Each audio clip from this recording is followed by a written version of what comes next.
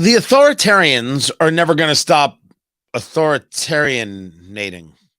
I don't know if that's a word, but it should be. They're never going to stop. They're never going to quit. They're never going to give up. You know, it's like the author and screenwriter Michael Walsh says, and I always paraphrase it because I never get it right. They never stop. The political left, the progressives, they never stop. They never rest. They never sleep. They never quit. They don't. They just absolutely don't. They always have a reason why something has to be done about, well, whatever it is they're not in charge of. And since they haven't been in charge of Twitter, they are convinced that something has to be done about it.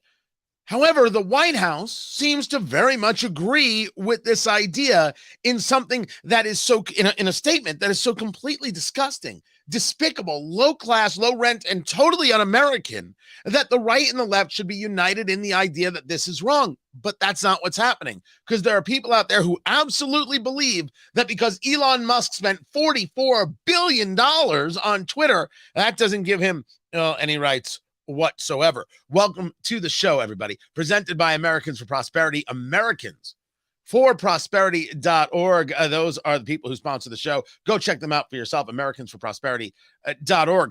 Now, before I get into this, two things, if I could. First, a lot of people commented about my video yesterday regarding former President Trump and the dinner with Kanye West and the Holocaust denier Nick Fuentes, and people agree and people disagree, and of course that's the way it's going to be. It's always the way it's going to be. But something that came today, and it happened on the late night shows, like anybody still watching them, but yet they still have a level of power. You can't deny it. I'm not going to listen to the political left lecture me about anti-Semitism. I'm not going to have it. I'm not going to be any part of it. Ilhan Omar is an anti-Semite. I said it.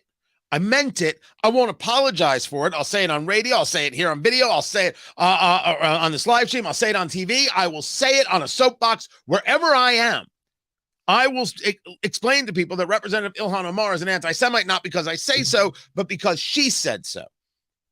I will not listen to people tell me how bad Trump is when they will not condemn Representative Omar for saying that Jews are paying off members of Congress. It's all about the Benjamins. Remember that? Rashida Tlaib, representative from Michigan, is an anti-Semite and absolutely despises Israel, refers to Israel as an apartheid state, which is a lie.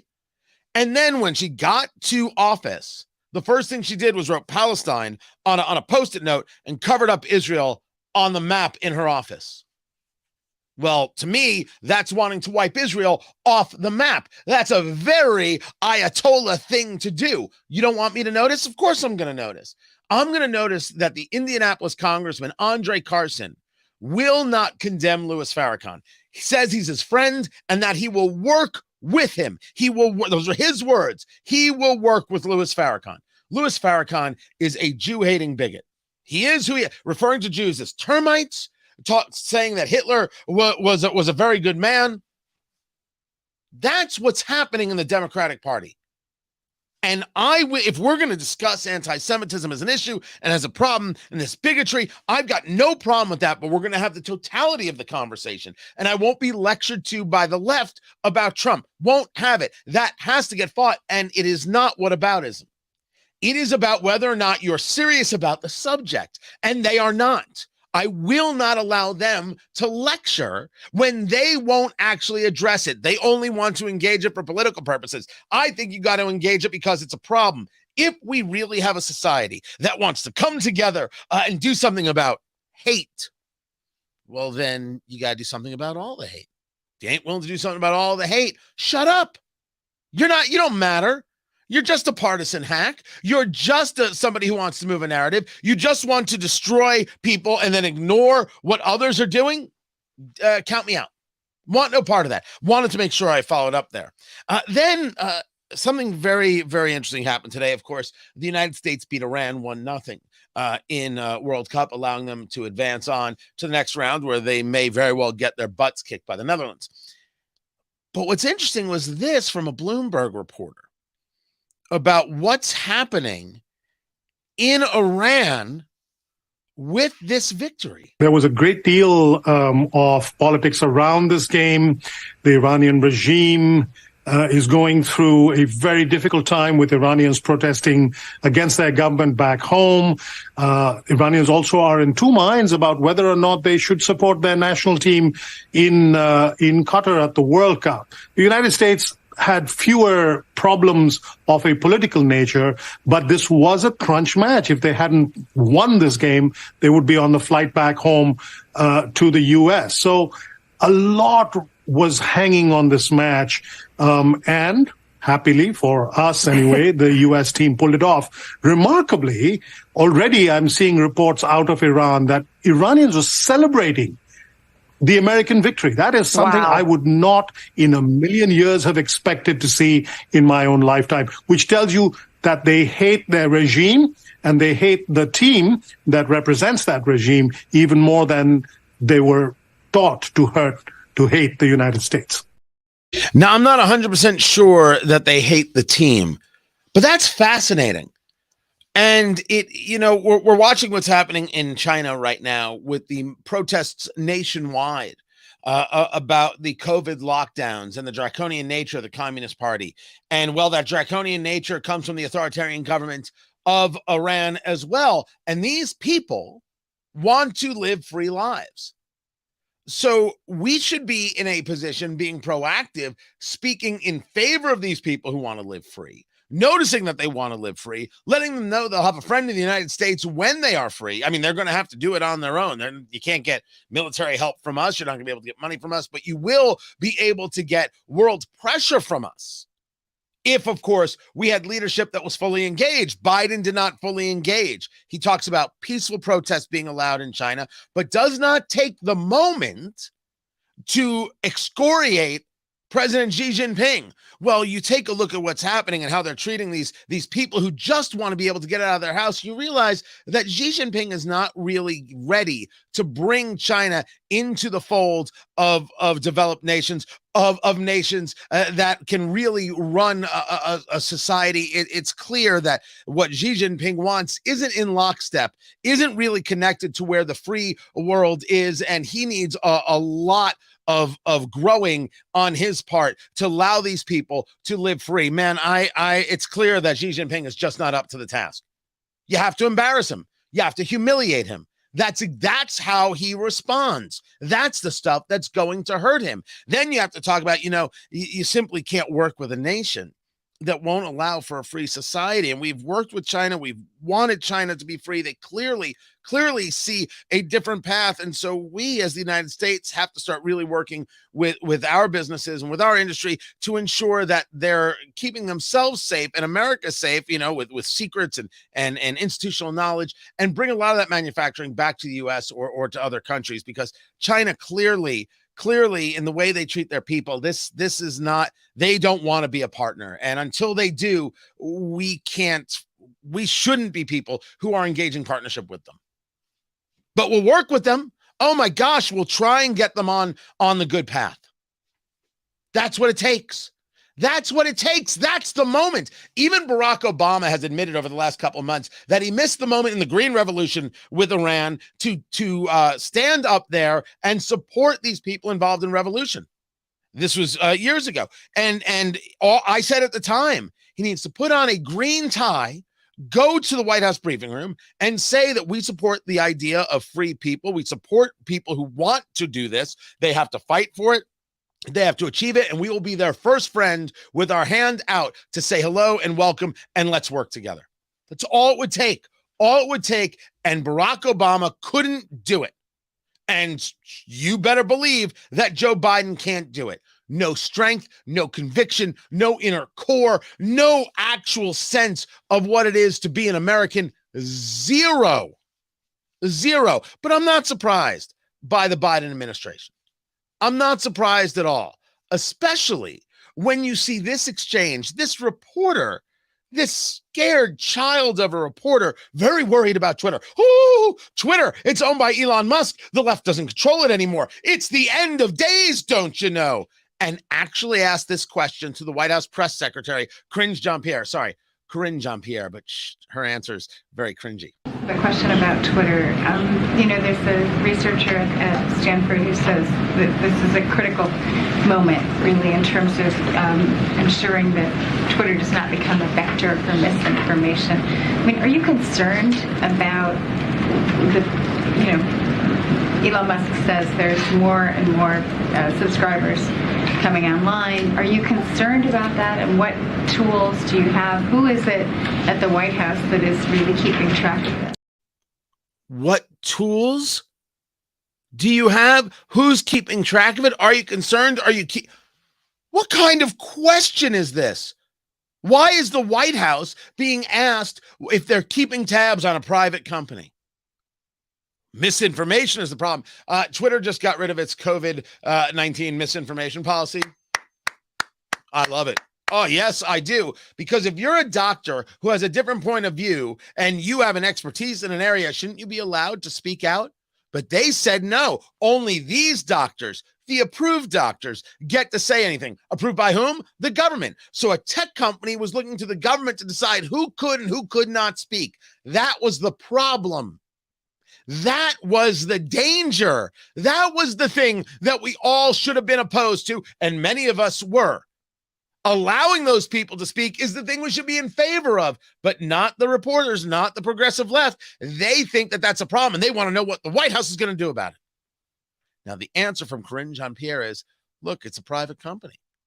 That should be the answer. Look, we don't like misinformation, but people are allowed to speak freely. The First Amendment still reigns, and it's the United States of America. We here are going to make sure that we bring the American people proper information as often as we can, as soon as we get it. Like, that's the answer. You're a White House press secretary. That's the answer. Karine Jean-Pierre thinks the question is valid and is keeping an eye on Twitter.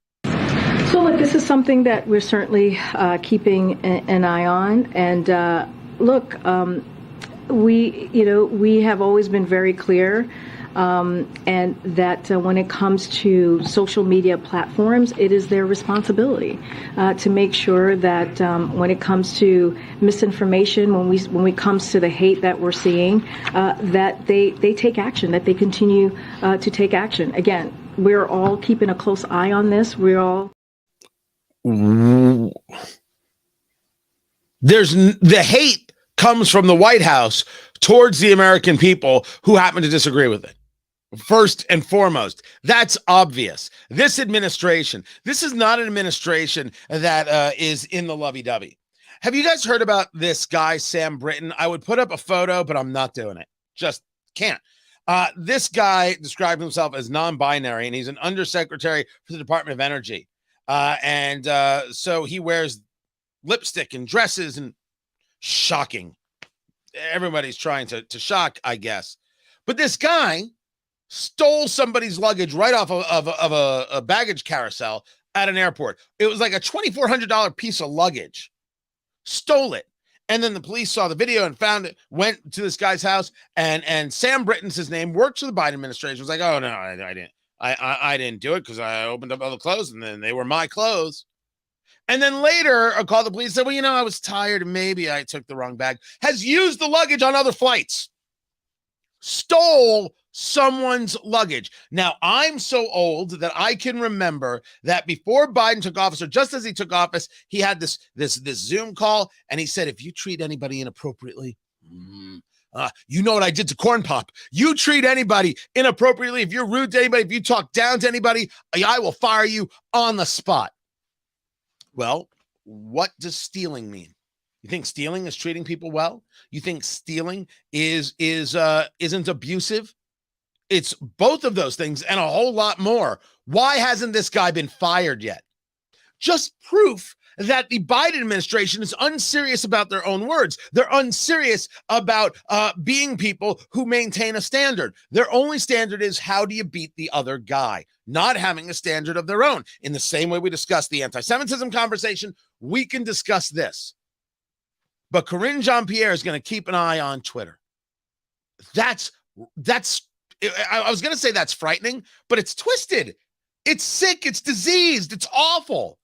No one should be keeping an eye on Twitter. As a matter of fact, less people should be keeping an eye on Twitter. Less people should be tweeting. I'm not angry at Elon Musk, but I also don't glorify him, right? I'm not angry with him. I'm not glorifying him. He decided to make a purchase, $44 billion, man. That's a lot of money. And I'm not so sure he's getting his money's worth. He may have a plan. There may be another deal going on that we don't know anything about that's eventually going to make the money, or whatever the case may be. But when you allow people back on the platform, even if it's people I disagree with, even if it's people I think are disgusting and ugly, that is a step in the right direction. Remember, free speech is not for the speech that you love or the people that you love. It's for the speech and the people that you hate, because they hate you too. And who the hell are they to tell us we're not allowed to engage and not allowed to speak freely? That is, of course, wrong. To say that, well, these certain people aren't allowed is the authoritarianism that we should be opposed to, and what Corinne Jean-Pierre is embracing. She thinks it's good. It's important to keep an eye on them. I swear to you, we are in the upside down because we have people who believe that somehow they are tapped with a secret knowledge. They know best. You should read the David Mamet book, Secret Knowledge. It's incredible. Barry Weiss, when she left the New York Times, talked about this. That the people in the New York Times, and I'm paraphrasing Barry. I'm sorry, I've never met Barry Weiss. That'd be a fun interview to do, but I want to do it over a bourbon. I don't know if she drinks bourbon, but Barry, I invite you to Indianapolis. I'll pay for the flight. We will fill the room. 1,000 people, no problem. All right, maybe 575 people. I don't know how big of a room I can find. But I'd love to talk about this. She discussed the fact that the people at the New York Times really believe that somehow they possess the secret knowledge. They knew what was best, and it was their job to tell the other people, the people who are readers, what is and what's important. Not necessarily from a conversation about news, but they knew how to be good people, and they'll pat you on the head and tell you how to be good people. Remember, Twitter, before Elon Musk, didn't believe in free speech. They believed in the speech they condoned, which is why they didn't allow the Hunter Biden laptop story from the New York Post to be shared, even though that story was completely accurate. It's not because they want to tell you what you could say, they wanted to tell you what you were allowed to hear. That's how ugly. I mean, you got to really see it in that kind of turn to realize how despicable the whole damn thing really was, and how despicable the organization really was until Elon Musk. Now, Musk has to take the next step, in my view, and really lay out, here's everything they were doing, and here's the proof of the shadow banning, and here's the people that they throttled, and here's what the Slack conversations were, and they just lay it all out, expose every single bit of it. That's what I'm hoping he does. We should all see it, because we know that we're right. We know that they were doing it, but what we would love is their humiliation. We want them to know that we saw them. And we know that this attack on Elon Musk is because they lost control of the tool that is the way people are communicating. They lost control of what the message is and the acceptability of the message. I mean, there's a reason I'm on Rumble. I know that this streams to Facebook because business-wise, I guess it's still a smart move. But Rumble is my home. And I also subscribe on Rumble. I would appreciate that greatly. Rumble is my home because they allow people who I disagree with to speak, and they allow me. And I'm not getting censored. I'm not getting pushed aside. That's the stuff that matters most. That's the stuff that is most important. That the White House would actually think that keeping an eye on a private company is smart, is a good thing, is important. We're very concerned about them. That's authoritarian nonsense. That's dangerous, dangerous stuff. Let me go to the comments. So you agree with Alex Jones to spread his hate? No, Amy. I think Alex Jones is a scumbag. I actually said so yesterday. The question is he allowed to speak? And the answer is yes. And he has to deal with the ramifications of what he says. And dear Lord, this lawsuit regarding Sandy Hook, I mean, billions of dollars. So there are ramifications. But do you believe in free speech or not? That I say that someone is allowed to speak doesn't mean I like what they say. And I will tell you that I would love to consider myself a free speech absolutist, but I understand that I have limits. Are you allowed to threaten people? No. Are you allowed to say, let's go kill somebody? No.